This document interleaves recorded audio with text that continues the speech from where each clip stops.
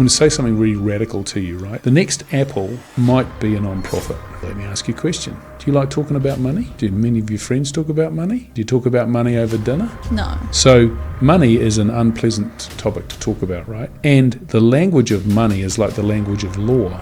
It's actually like the priests in the churches back in the medieval who could only read the Bible in Latin. So no one understood what was in the Bible, only what the priests told you. So our industry is a priesthood, and it uses fancy language. Sam Stubbs, former investment banker, now rebel architect of one of New Zealand's boldest financial revolutions, co-founded Simplicity, a non-profit KiwiSaver fund managing 8.25 billion New Zealand dollars, aiming to fund $12 billion in housing without making a cent in profit. And he's flipping the industry on its head.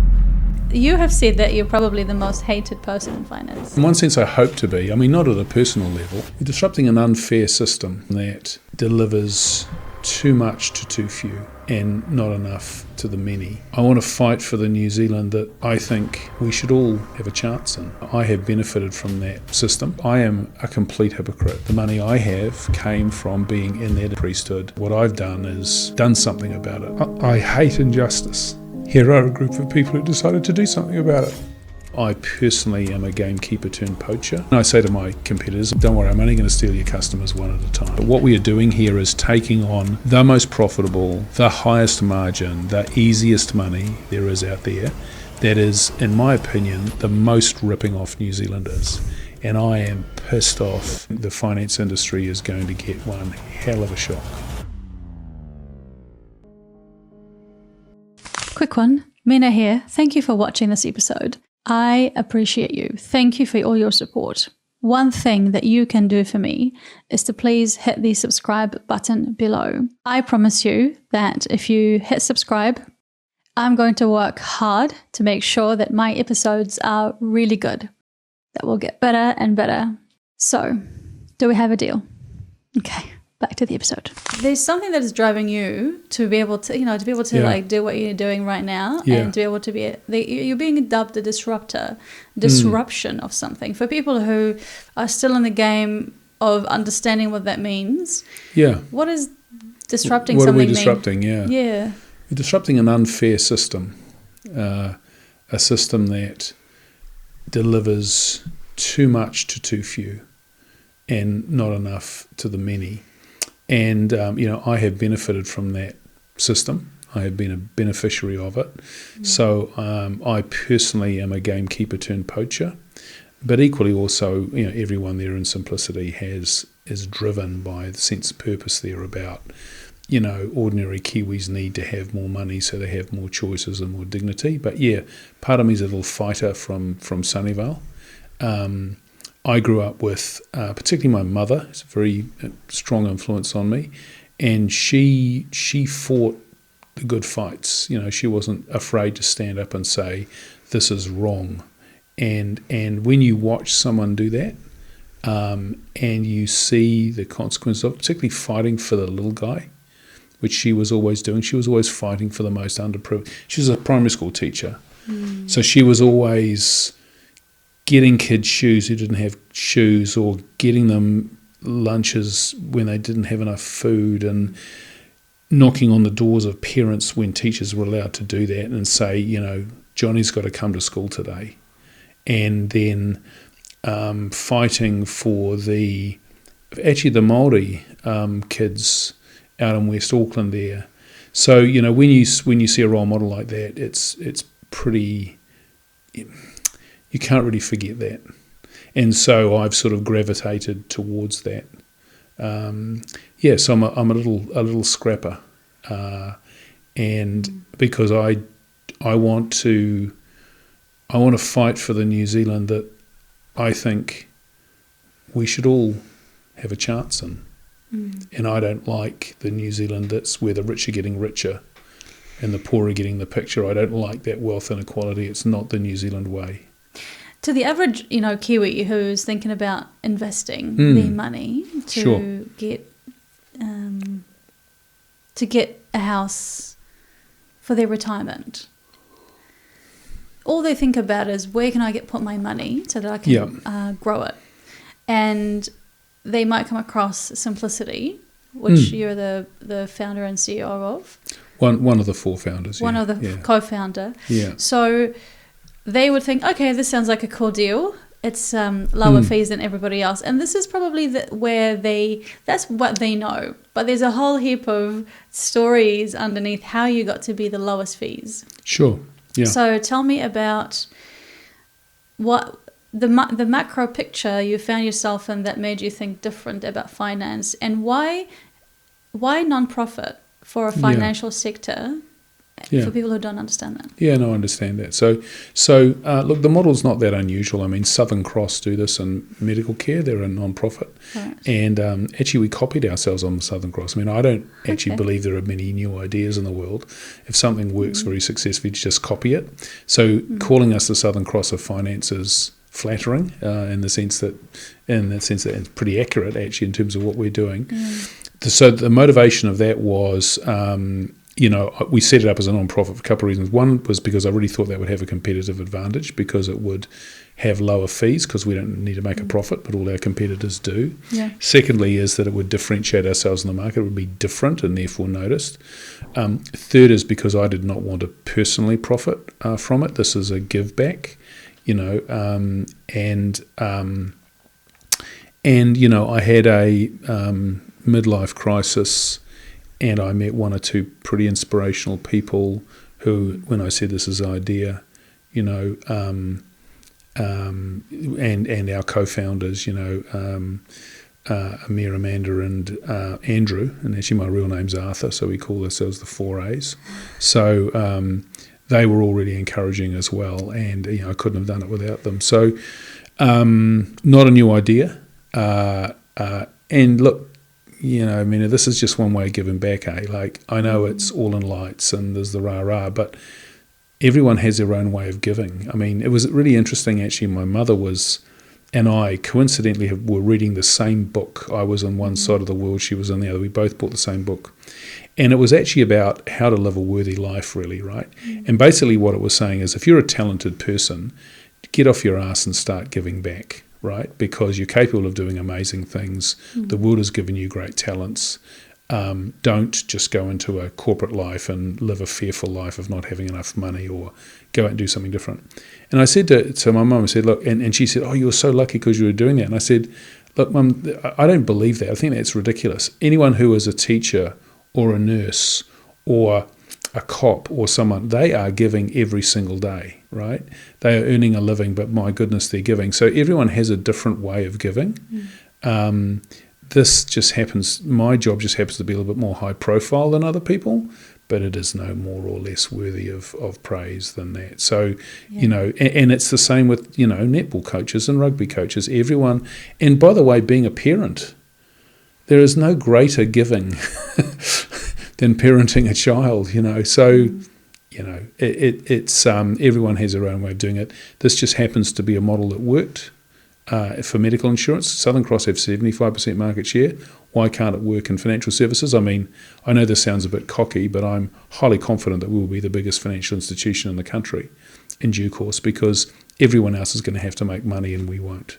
When do you expect to be the biggest? I have no idea, but I do know that time is our friend, right?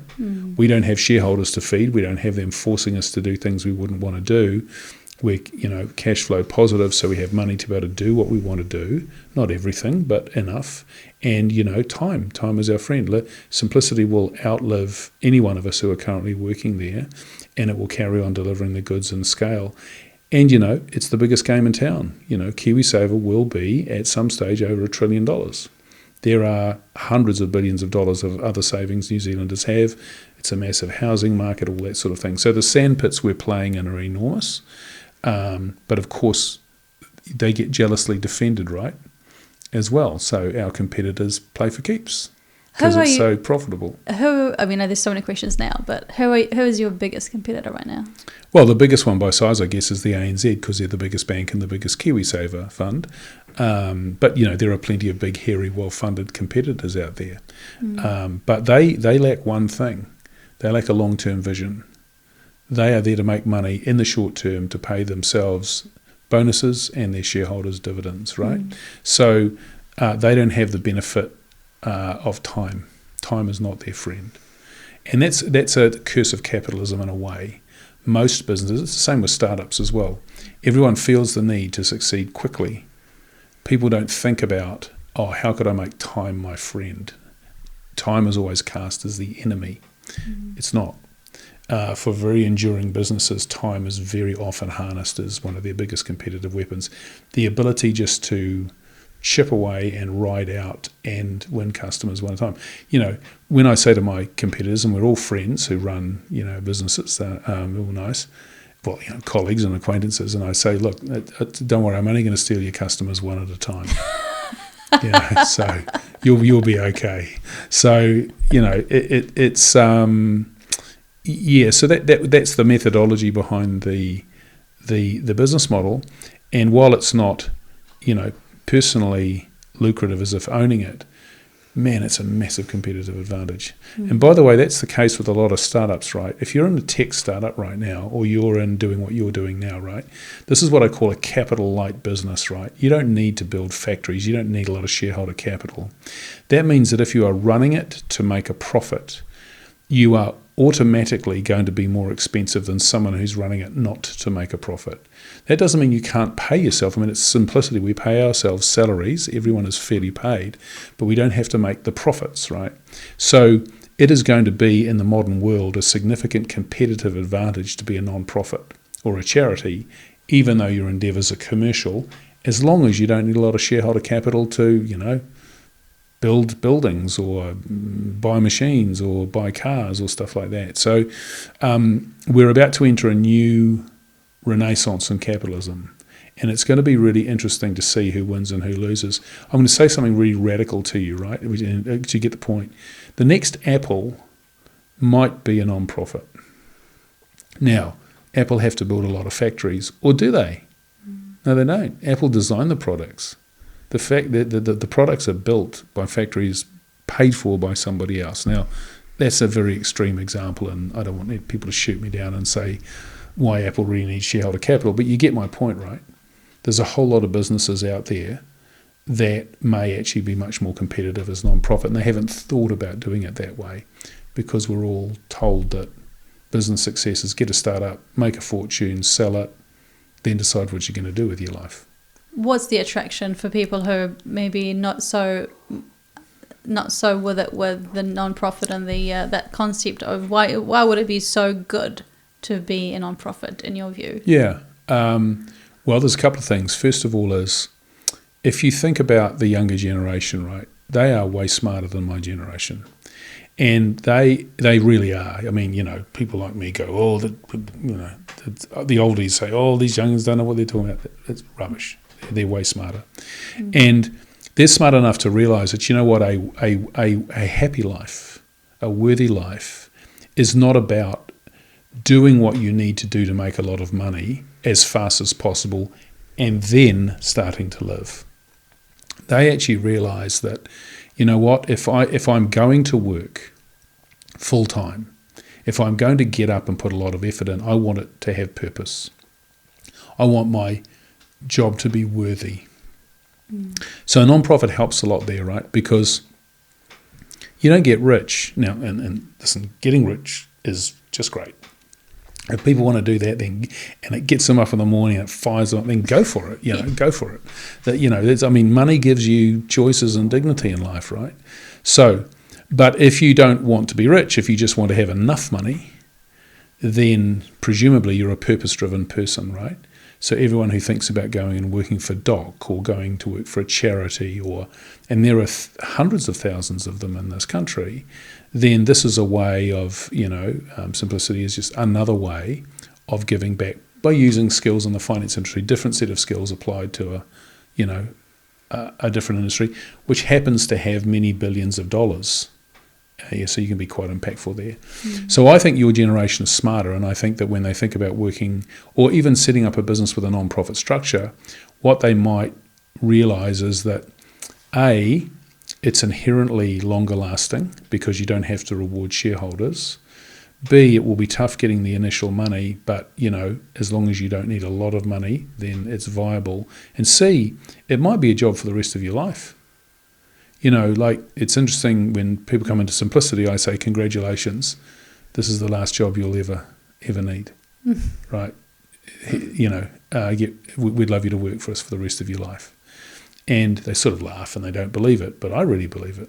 I really believe that if your purpose and drive and you're capable and you want to make a difference, why wouldn't we want to have you around forever? And why wouldn't we want to pay you fairly and look after you and your family? So it's a different way of thinking about business. I get it. It's not sexy. It's not American rah-rah. It's not, look at the yacht I bought, look at the plane I bought, look at the car I drive. But it can be, for some, a very wholesome, satisfying way of spending what is a third of your life, right? And giving back, giving. It's interesting. So for someone who hasn't got an understanding of, if I'm going to start a financial company under a non-profit and then another financial company under the traditional method, why would you be still earning money and getting paid under the non-profit, but with the other traditional method, it's way beyond that? Just maybe simply explain that to me. Yeah, sure. So we get that. How does a non-profit survive in the finance industry when everything else is making money, and what's the real difference there? Boat versus no boat.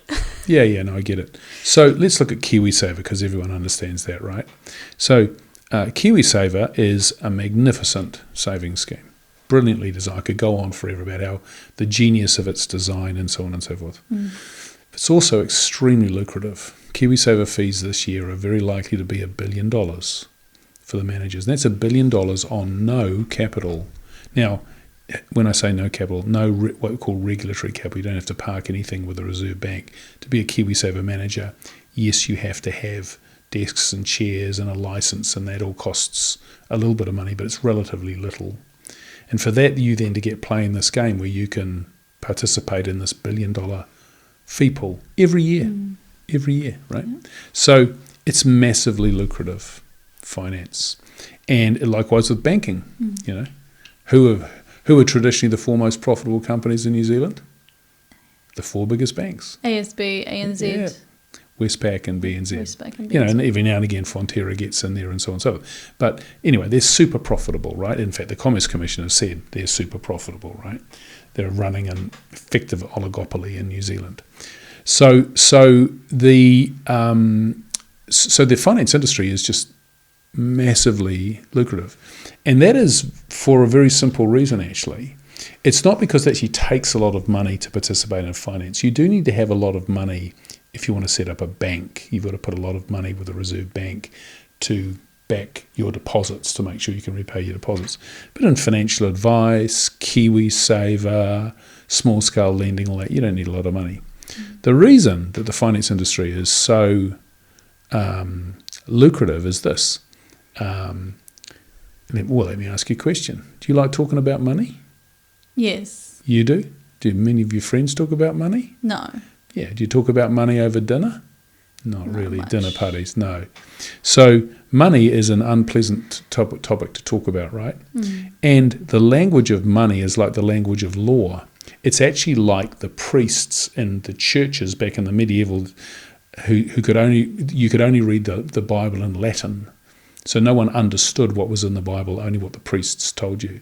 So our industry is a priesthood, and it uses fancy language all the time, futures and options and compounding interest and deltas and all this specific language, which in my opinion is deliberately, or it's unintentional at the individual level, but it's very intentional at the industry level to basically confuse you, to create this idea that there is something special, wonderful, magical about money that only the priests, the financial advisors, the brokers can understand.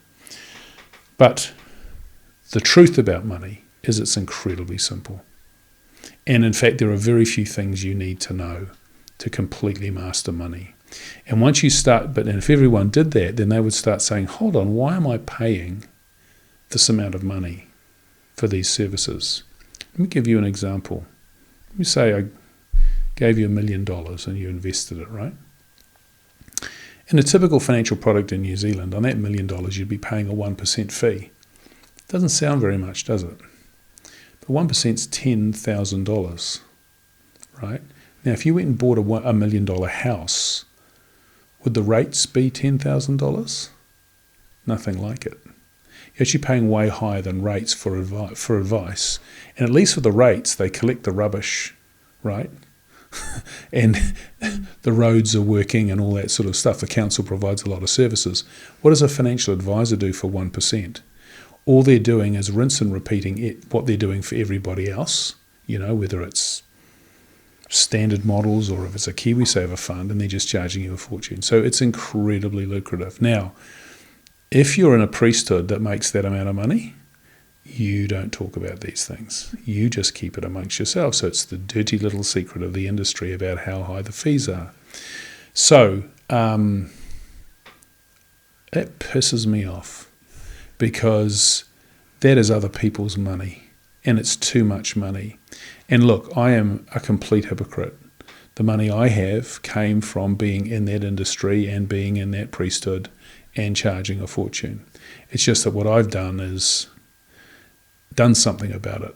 I've now said, okay, well, I'm going to help change it. And fortunately, had the financial wherewithal to be able to do that, because it's quite a luxury to be able to disrupt an industry, right? Mm. But that's our industry. The financial industry is generally, for most people, an unbelievable rip-off. It's just that the people aren't equipped with enough information to empower themselves to do something about it. Except now they can, right? Go to the Sorted website, go to Money Hub, go to any number of podcasts and so on.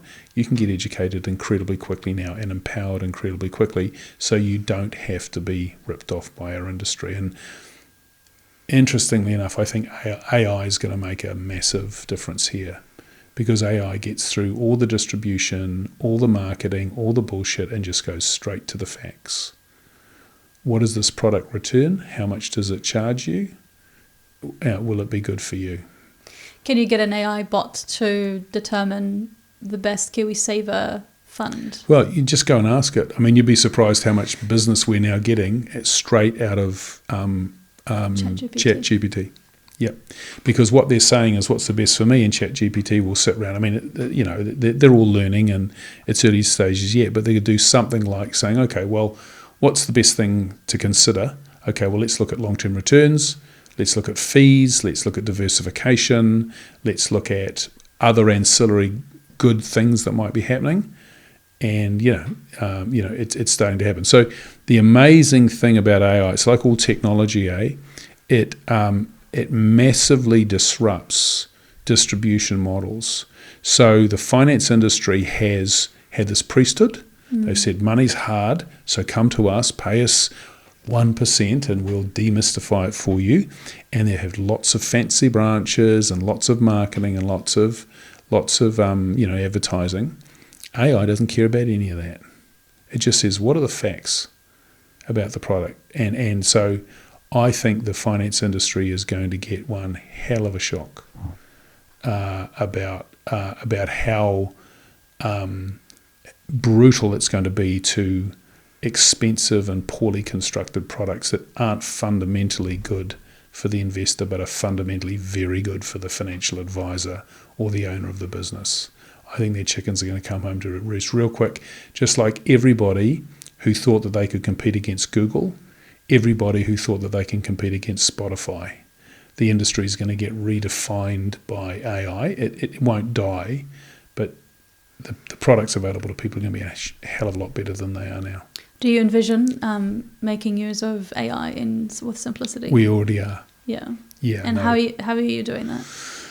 Well, you can do it, for example, with member services. You can get AI answers to questions from members. We're already making our websites, let's call it AI searchable friendly. There's stuff that you can do there to make sure that there's a whole lot of different ways. Of course, a lot of code gets written with AI now. I mean, our tech team are really auditors and designers more than they are code cutters.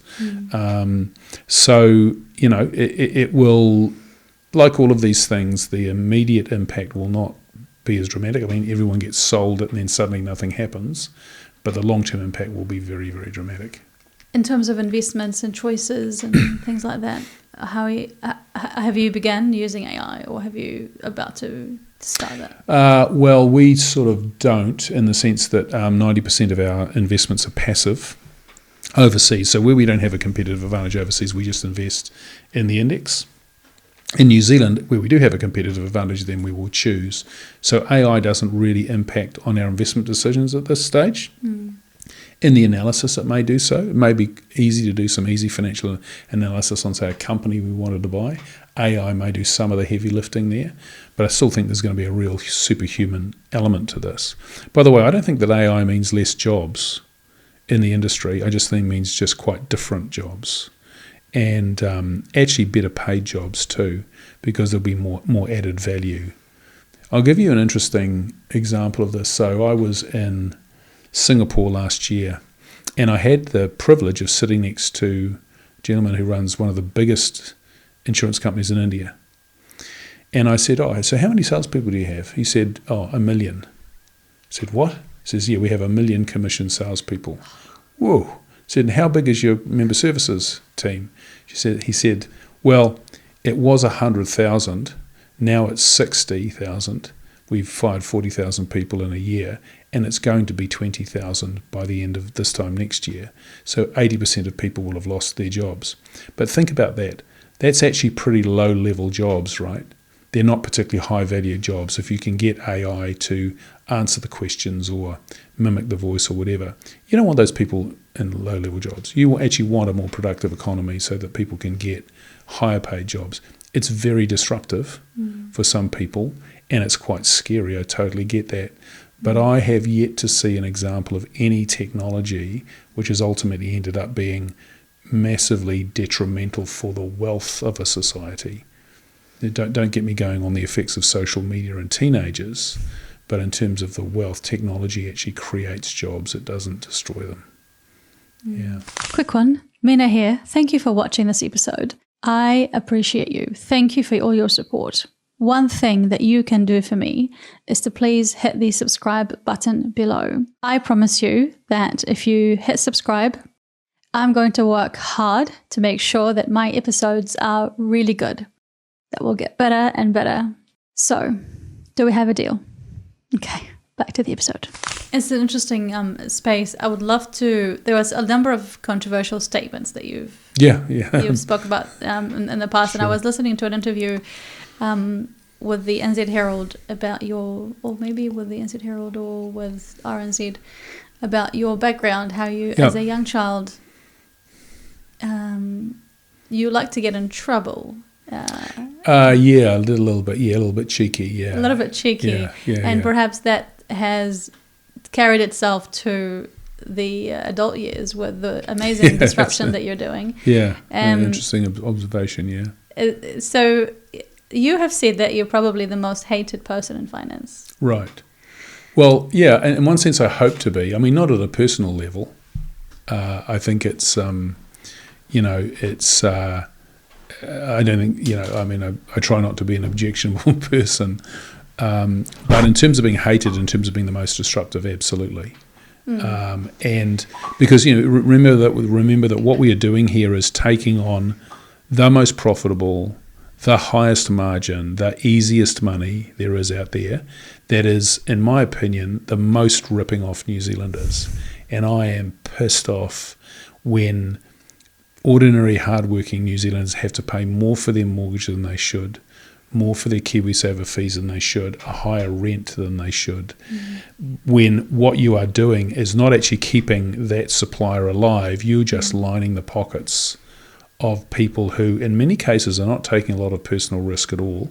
They haven't personally invested in these businesses. Like if you're in the bank, if you're a bank, senior executive, I'm sorry, you haven't, forked out $1 to set this thing up. You've just walked into an incredibly cozy franchise that you want to perpetuate, and ordinary New Zealanders are paying for it. It's just, there is such a thing as too much. There is such a thing as unfair. I mean, I'm a capitalist. I love that phrase from Winston Churchill, capitalism is the worst form of economic organisation. except for all the others, right? So I'm a committed capitalist, but equally also a little bit of a socialist when too much of that money gets in the hands of too few. That just ends up bad. By the way, that is the seeds of revolution. I don't know, you may be too young to recognise this song. There's a song in New Zealand. It was, I can't even remember the band, but the line goes, "The rich get richer, the poor get the picture." And what history tells you is then the poor get the pitchforks. The seeds of revolution are always sown in inequity. It's not absolutely how much money you have, it's how poor you feel relative to the rich people, and then you rise up and you chop their heads off. So, to the wealthy families now seeking to protect and insulate their lives right now, I'm not saying that there will necessarily be revolution or they'll get their heads chopped off, but do not think that you are actually doing anything other than sowing the seeds of revolution by actually making yourselves ever more richer, much more money than you need, while ignoring the very real problems that are out there. I'm kind of in favour of national service for that reason. I think every New Zealand child should go and spend 6 months in a third world country and reground themselves as to how incredibly lucky many of them are. Yeah, absolutely. I'd love to get into the entrepreneurship side of things. You're an entrepreneur in every definition, and being a co-founder, having co-founded Simplicity, and I've got it in my notes here, and I'll read it so I don't get it wrong. But so 9 years ago, you launched Simplicity, a low-cost KiwiSaver provider, and now you manage billions of dollars worth of funds. Yeah. How many billions do you? It's about eight and a quarter, something like that. Yeah. And in 2023, you went a step further to launch Simplicity Home and Income Fund. Yeah. And you want to build 25,000 new homes nationally, which is worth about $12 billion. Yeah, well, we want to fund them, and that's via sort of three things. One is building homes to rent under Simplicity Living. Second one is funding community housing providers to provide lots of that. And then the other one is to provide low-cost first-home mortgages, which we already do.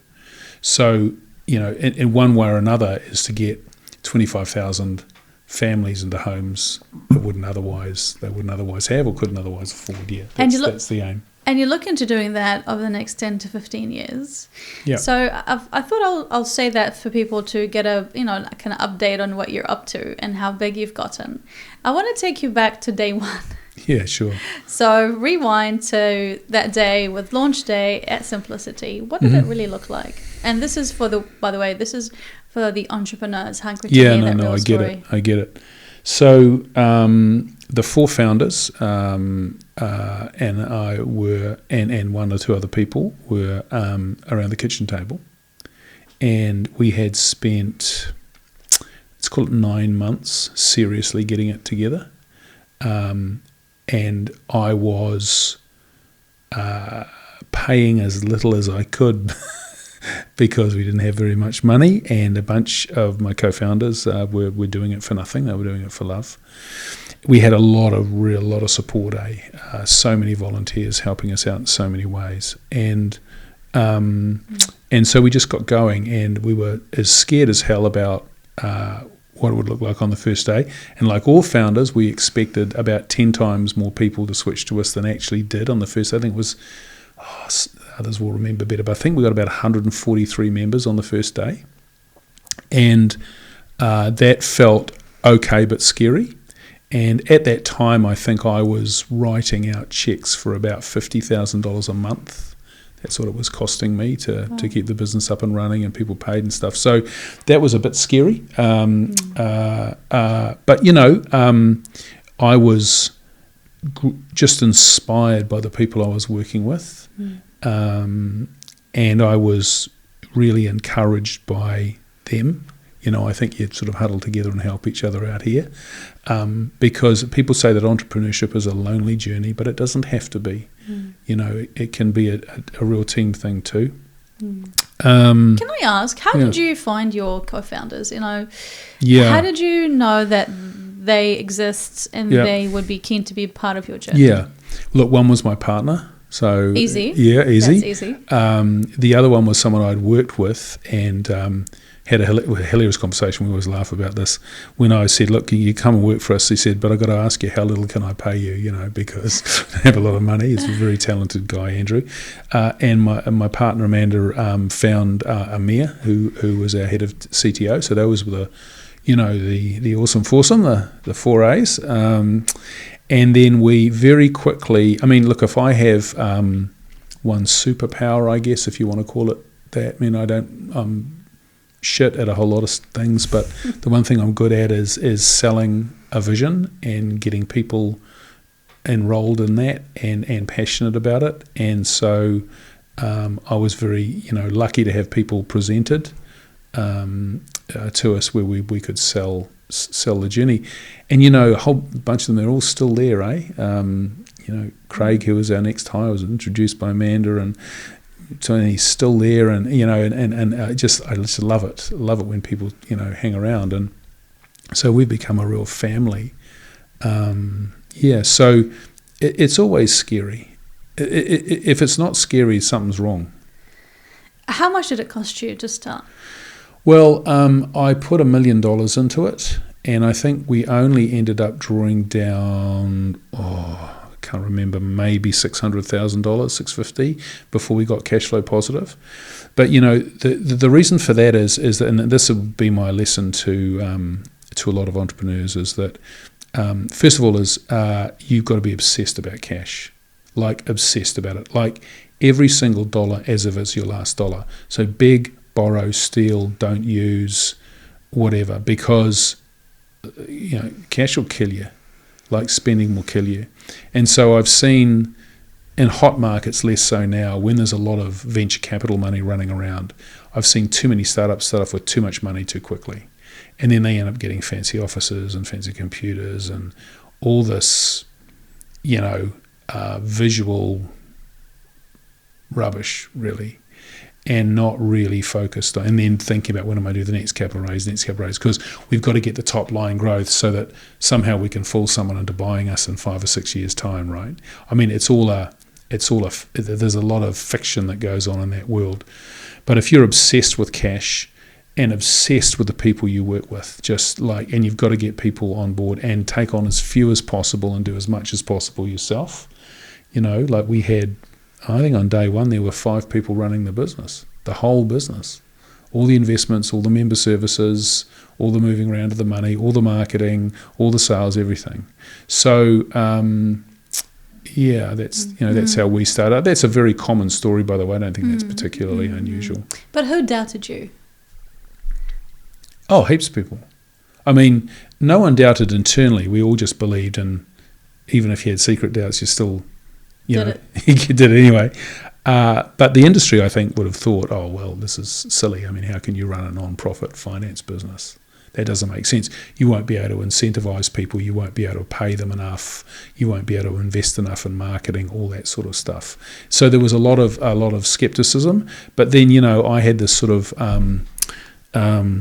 it's almost like blind faith that it would work, because I knew the model would work. I knew that in theory it should work. I looked at Southern Cross and I looked at Vanguard, which is this huge US manager who'd done it as well. So I knew there were precedents out there, and I had a tremendous amount of faith in the people I was working with.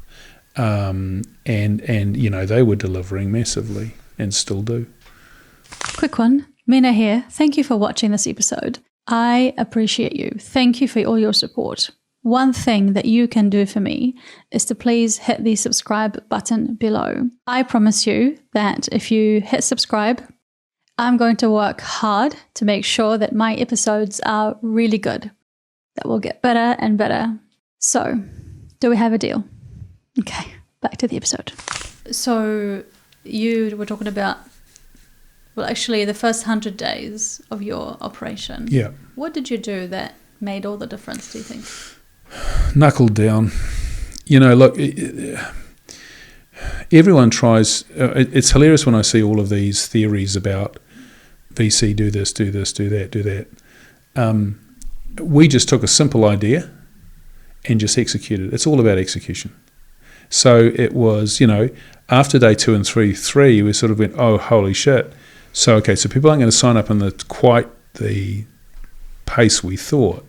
this is hard. This involves people's money, right? Yeah. So knuckle down and do, everything to the best of our ability. And marketing, is that what yeah, you do? yeah. Well, we had. we'll get into marketing in a minute, but yeah, I mean, we had Amanda looking after that, and she was just doing absolutely everything to get, profile at the lowest cost in the most effective way, and it worked spectacularly. So it's that old, I don't know if you go to the gym every now and again, you see one of these lines, success is 1% inspiration and 99% perspiration.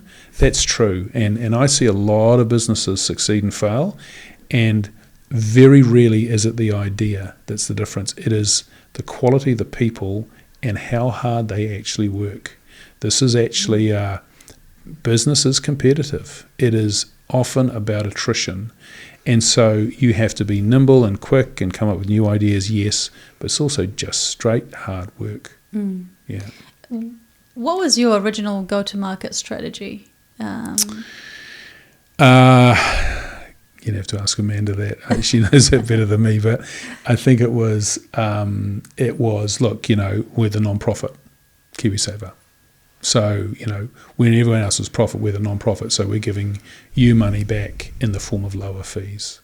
So we just, and you keep on saying that again and again and again and again and again, my personal view on marketing, and I'm not an expert on this, but my personal view, having watched it with simplicity for a lot of years now, is it's almost like the message can't be simple enough and you can't say it often enough.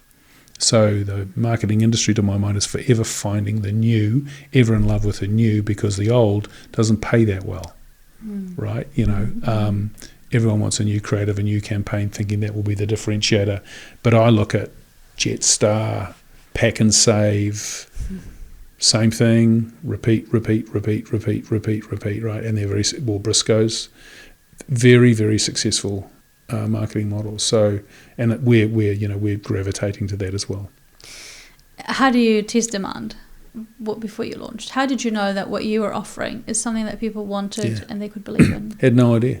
We just asked our friends and family. I mean, there weren't the programs to, there weren't the market testing programs. I guess we could have spent a fortune in getting groups together and focus groups and all that sort of thing. We didn't have that sort of money. Yeah. So we just sort of said, look, we're in the industry, we're from the industry, we know what's out there, we know this is a differentiated product, we know that this is being done overseas. Bugger it, let's just do it. So no, I think that if you are going to do something which is genuinely in the interest of consumers and genuinely going to build a long-term model, if it's not completely obvious that it's going to be good value for money or what somebody want, I think if you have to go to a focus group or a survey to work out whether it really will sell or not, you probably don't have a successful business long-term. You're probably just trying to arbitrage, so you're sort of like, you're operating around the fringes of what's already probably something that's working. I mean, I see this with apps a lot. We get shown lots of apps. You got to say, well, what are you actually doing to make people's lives better, and why would they be using this in 20 years' time? So you don't have an app for simplicity, do you? We don't have a native app. We have a web app. Web app. Yeah, we have a web app, yeah. And that's really a function of cost and maintenance and all that sort of stuff. We may eventually get there, but, we were always told, you've got to have you can't be serious unless you've got a native app. Okay, well, that means we have to do 2 native apps and 2 different, tech stacks, and keep our web app going and keep it updated so that people can, and yes, we can do push notifications and all that sort of stuff. There's some nice stuff to have there, but is it actually a proper spend of members' money? Turns out not.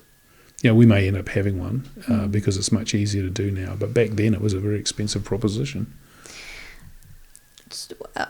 I love storytelling. It's part of the reason why I'm doing what I'm doing, and I think for you as well, storytelling and imparting that vision. I love how you said you're really good at bringing people on board because you know how to share a vision.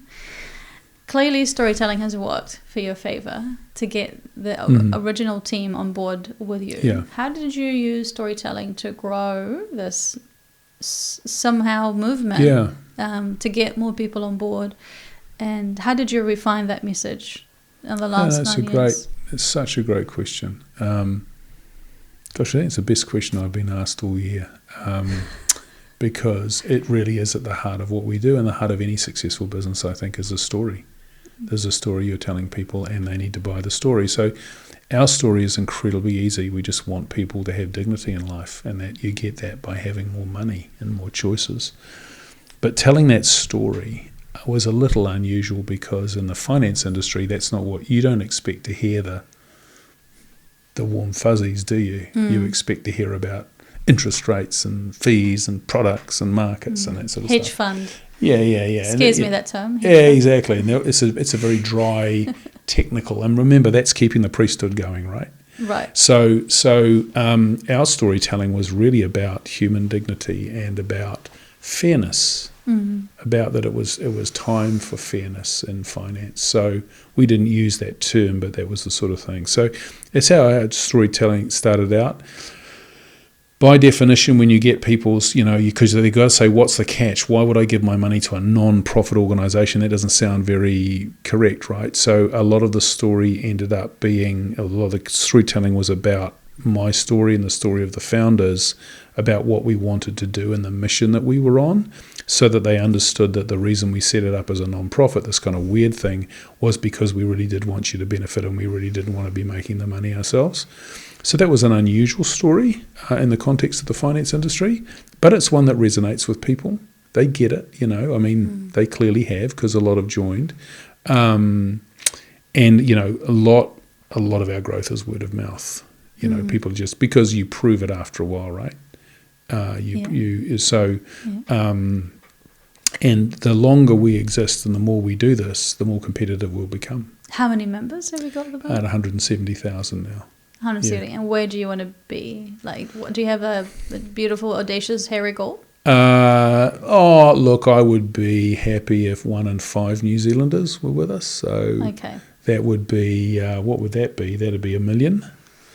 1 million members, yeah. Personally happy, but, that will take time, but we'll get there. Southern Cross, 75 years later, have got 75% market share. Simplicity, in my opinion, will be the biggest financial institution in New Zealand, not because of me or anyone there, but because we have a business model which ultimately delivers more to members, and people find out after a while that it's ultimately good for them. I and we are talking the language of naked self-interest here. We want to make it so that you will be wealthier. That is all we are about in that sense. Now, it happens that we give some money to charity and we invest it in ways and so on and so forth, but we are driven to make New Zealanders wealthier.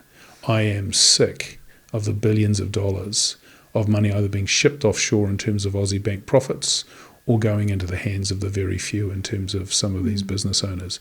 It is wrong, and we're going to do something about it. And I'm sure, part of the story and part of your journey as a entrepreneur co-founder, you've had to make heaps of decisions. Clearly, there's got to be one that you absolutely regretted making. It was a biggest mistake. You shouldn't have done it. What was it? Yeah, my biggest mistake was to micromanage. So when you're a founder and you put money on it and you're the face of the business, there's this ego trade that says you should be making every decision and doing everything, right? And what I didn't realize was that the best way to manage a business is to hire the very best people and give them the vision and the mission and the role, and just let them get on with it. So my biggest mistake was getting too involved in too much of the minutiae of the business, and not just trusting the people in charge, who in every instance were better than I was at what they did, and just let them get on with it. Now, all of the founders are still with the business in some way, shape or form, and we have incredibly low employee turnover and so on. But if you said if I could have wished something to have changed, it would be, Sam, get your bloody snout out of all of these areas that dick shit about, and get into being the salesman. Get out of the office and start selling. So that's the sort of honest appraisal, and and we are not as big a business as a consequence of my interference as we should be, and we've probably got one or two people who should still be in the business who weren't because they just got pissed off with my micromanaging. So I've had to have a sort of a grow up moment there, and say that's what I should have done. It's what I do now, and the business just hums without me. Yeah. And we're going to flip it. The best decision that you've made. Like, you've so happy, so proud. I mean, apart from co-founding Simplicity, a great decision that you made that you thought, man, every entrepreneur really needs to be making that decision right now. Yeah. Look, I have the best job in the world. It's so wonderful. I'm just so blessed. But the best decision I made was who I chose to work with. It's just I get tears in my eyes when I say that, but they're just spectacular human beings, and they've given so much, and they took a risk, and I'm honoured that they kind of, in a sense, took a risk on me, on an idea I had. But when you get, it is what's that? The phrase is an American female author, I'll remember her name in a minute, but she says, never doubt what a small group of committed people, never doubt that a small group of committed people can change the world. Indeed, it's the only way it ever has been. So when you get a small group of committed people, they can move mountains. Why has it moved you? Why is it kind of stirring up something inside your heart?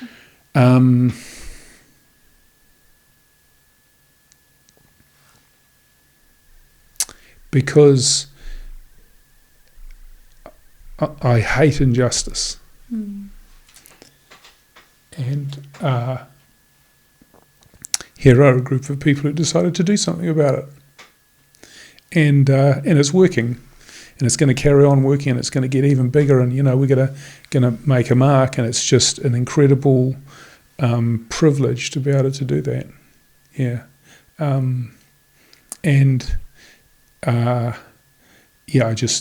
It's there's so much to do, but I just feel so lucky that we're able to do something about it, and in scale and in size. And we just started, but it has been it's been an honour to work with. And so many of these people have given up so much. I get to be the face of it. I get to get the glory, but that's bullshit. I'm just one of many people who have given up, made great personal not sacrifices, but who have got on board and bought the dream. So I just feel very, very lucky that a whole bunch of people decided to come on board this train, and we're doing stuff. As I say to the team, every day we walk out of the office, we've given $7,500 to charity every day, including the weekend. Every day we've walked out there where there's tens of thousands of dollars more in New Zealanders' KiwiSaver accounts because we've charged lower fees. Every day now we're planting dozens, soon to be hundreds of native trees somewhere in the country. Every day, we're now building the equivalent of about 3 houses a day. We're at that build rate now, 3 houses that are affordable for people to rent long term. All of these things, and all this other really cool stuff. And wouldn't you consider yourself the luckiest person in the world to be involved in that? It's just so cool. So it's it's had some collateral damage. It has been at some cost, and there's the bit of sadness there as well. But goodness gracious me, it's how lucky. Because you didn't feel so content with your life. You mentioned... No, very uncontent. Yeah, at the very start of this conversation, you were talking about how, you had a midlife crisis. And it pushed you to wanting to do something different. Is that midlife crisis, the only reason that pushed you? You had, I think, you mentioned that you had a lot of money and you were buying things, but it wasn't really doing much. Well, I wasn't super rich, but I was pretty rich by New Zealand standards, yeah. So I think look, it was a hedonistic treadmill that I just wasn't enjoying being on. And it had nothing to do with my family or my kids or whatever. It was just my upbringing. I come up from Sunnyvale, and I was so detached from my roots. I wasn't looking after the people of Sunnyvale. And that's what my mum and dad did as teachers in their community. And that's what I wasn't doing. And so I just kind of didn't like the person I saw in the mirror, to be honest with you. And now through various permutations in life, I have less money and I'm much happier, and I really feel for rich people who are not otherwise engaging in a worthy life if they're making it all about themselves. Many of them find the path to giving back in their own way. Mm-hmm. But I think an awful lot of rich people live in fear of losing their money, fear of not being accepted in a particular group and so on. And I just want to sort of hopefully, in a way, provide an example of how you can actually change the way that you do things and just do a tremendous amount of good, because wealthy people, successful people are wealthy and successful for a reason often. They're really, really good at what they do. They have a powerful set of skills and drive and energy. All I would like to think is that they would use some of that, and maybe sometimes all of that, to actually make New Zealanders' lives better, because otherwise the rich will get richer, the poor will get the picture, and then we're going to have pitchforks. There's, I think I mentioned beforehand, the seeds of revolution are sown in inequity, and we are becoming a less equitable society. This is not the New Zealand that I grew up in, and it's not the New Zealand dream I think we all buy, right? We want everyone to have a fair shake, everyone to have a fair chance. You've got to work, you've got to earn it, but you've got to have a chance to do that, eh? And the Kiwi dream can't be out of reach. The Kiwi dream is we own our own house, right? The Kiwi dream is we bring up our kids in a neighbourhood and we have enough food. The Kiwi dream isn't 3 houses, a private jet, and all that, rubbish. So I just want to help make that Kiwi dream more accessible. What advice would you give to someone trying to change the sector that they're in, trying to disrupt something? Like a social impact that you've had. Where should they start? Well, maybe they don't. I don't. I think we have this romanticised idea that everyone should get out there and toss everything they've got in and go and try and change the world in a large scale. That's available under a very unique set of circumstances. I was very lucky to be in the place I was, but remember, I was in that place because I could afford to be. So there's something about making some money, right, and getting some financial security. This romanticised idea that you gave it all in, you tossed it all in, and you drove, that's rubbish. That's American bullshit. Actually, most people just fail at that one. So most successful businesses were started by, quite frankly, middle-aged people with financial security. Bill Gates dropped out of Harvard, but he wasn't from a poor family. Neither was Mark Zuckerberg, right? Neither was Jeff Bezos. None of them are a rags to riches story in that sense. So it may not be the appropriate thing for you to do. But if you want to do it, then I don't have a lot of good advice other than if you know it's good, and you will know in your heart whether or not you're able to disrupt your world. You will know if it's a good thing to do. My only suggestion would be is time is your friend. So just play the long game, because you're going to have to beat a whole lot of competitors and you're going to have to disrupt the whole industry, and sometimes it'll be a pretty lonely journey. But, I don't think I have a lot of wisdom, to be honest with you, for those people. I think people, by the time they get to that point, they know whether it's going to work or not. I would say that if you're young, time's your friend there as well. You can afford to fail. So give it a go. My only piece of advice to the younger generation is take more risks, because you can afford. Your time's your friend. You really can afford to fail. Try very hard not to, of course.